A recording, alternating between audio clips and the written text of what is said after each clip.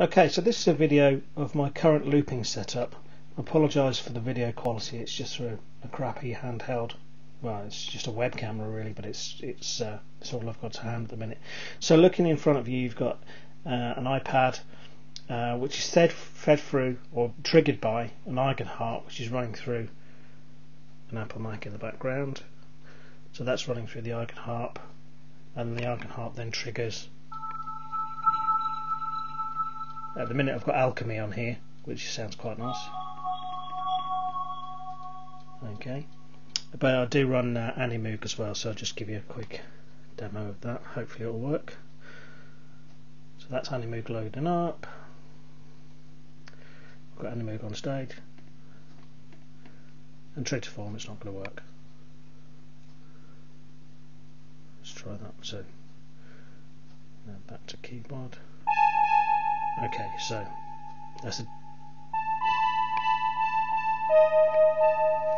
that's working through there. All of that then feeds in through. Come down here. Right, so down here we have PV Mini Mixer, and everything that I'm currently using to loop with or generate sounds with is running into that. From that is running into a Boomerang 3 phrase sampler, which is the Dog's Naughty Bits. It's really, really good. I'm really impressed with it. Easiest, most comprehensive looper I've yet to use, and I've tried the Roland ones and several of the other different makes, and it is so far the most intuitive for me. Other than that, then we have off to the right hand side again, moving out, Wavedrum. So basically it adds a percussive element. I could use loops, could use drum loops and percussive loops, but really I find that this works in a musical context.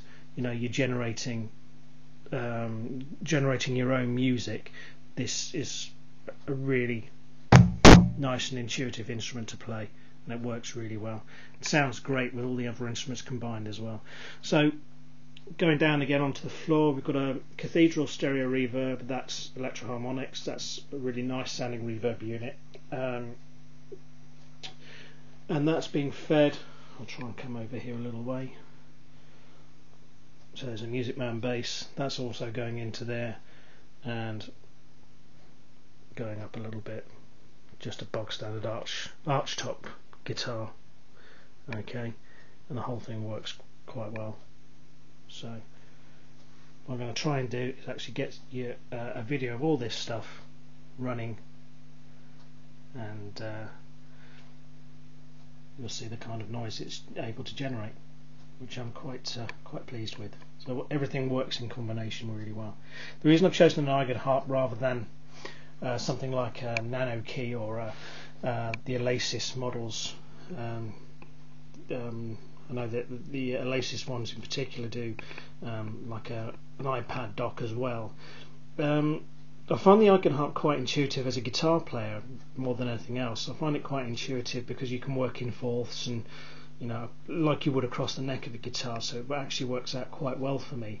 And I think of it in terms of chord patterns as well. So for instance, you know, on a guitar you might have something like you know, an E major and A major, or those set chord patterns. You can generate similar sorts of things using an Eigenharp as well, and it works quite well. I know it's only got two rows of keys, but it in terms of polyphony, it works for as many keys, as many fingers as you can put on the thing. So it still has all the polyphony you could want really, and more than I would need as a Neanderthal guitar player. So I'm quite so I'm actually playing that from the wrong end, so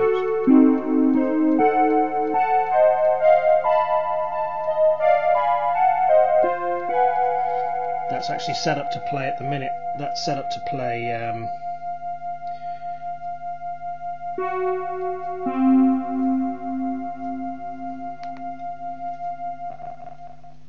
I think I've got too many programs running in the background. That's why it's killing it.